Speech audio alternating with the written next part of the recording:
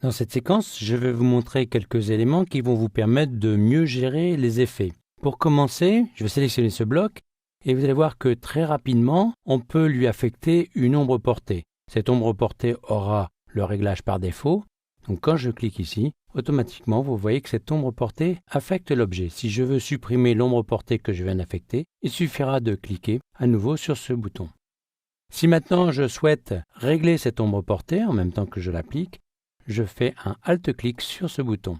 Automatiquement, ça affiche le panneau effet avec l'ombre portée active. Je peux donc modifier les réglages et par exemple augmenter la distance et le fondu de l'ombre ou réduire cette ombre portée.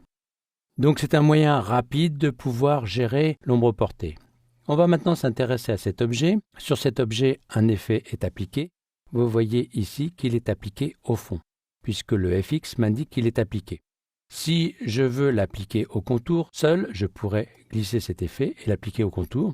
Ici, l'effet ne serait pas très visible puisque le contour n'est pas encore affecté. Je vais l'appliquer au texte, donc pour cela, je peux le glisser sur le texte. Et si je souhaite supprimer cet effet, il suffira que je le glisse à la corbeille. Je vais annuler cette opération. Je voudrais appliquer l'effet au fond et au texte. Donc pour cela, je vais enfoncer la touche Alt et glisser sur le fond. Vous voyez qu'un petit plus m'indique que je suis en train de faire une copie. Donc je vais lâcher. J'ai maintenant le FX qui apparaît sur les deux éléments. Je peux modifier le réglage de l'un ou de l'autre. Et donc si je veux modifier ces réglages séparément, je vais faire un double clic ici pour afficher les réglages du biseau. Cette rubrique paramètres pour m'indique que le réglage n'affectera que le texte. Je pourrais éventuellement changer et effectuer des réglages pour le fond.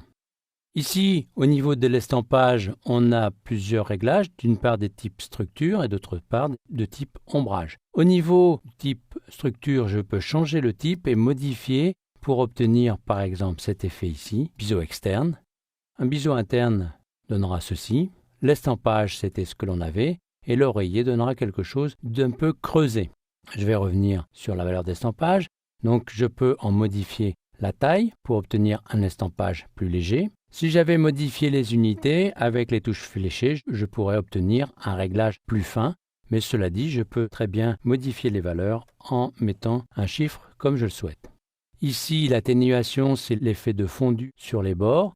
Si je mets une valeur nulle, j'obtiens un effet bien marqué, que je peux éventuellement modifier ici en choisissant un arrondi ou au contraire un ciselé très fin, donc qui donnera un effet très coupant. Je vais revenir à l'effet arrondi. Maintenant, le sens donne l'effet de creux ou de relief, donc selon que c'est activé ou désactivé. La profondeur va vous permettre d'obtenir un effet plus ou moins prononcé. On va remettre à 100.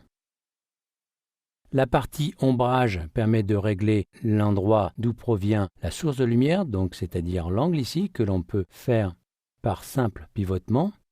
Étant donné que l'option utiliser l'éclairage global est activée, cela affecte en même temps l'effet que l'on a pour le fond et pour le texte. Si je veux que ce réglage n'affecte que le texte, il suffirait que je décoche ici, mais après on risque d'avoir une incohérence au niveau des ombres qui ne seront pas les mêmes sur les deux effets. L'élévation va permettre d'atténuer ou au contraire d'augmenter l'effet d'ombrage. Au niveau des derniers réglages que l'on peut obtenir, on trouve les tons clairs, donc les zones éclairées qui généralement seront blanches et les zones d'ombre, généralement noires, respectivement avec superposition pour les couleurs claires et produit pour les couleurs foncées. On peut atténuer ou forcer les effets de lumière et d'ombre pour obtenir un résultat plus marqué comme c'est le cas ici. Voilà pour ces réglages très simples. Je vais valider ici et vous avez avec cette séquence une gestion à peu près complète des effets que l'on peut appliquer à un texte. Il nous reste à voir, et c'est ce que l'on va voir avec la séquence suivante, les contours progressifs.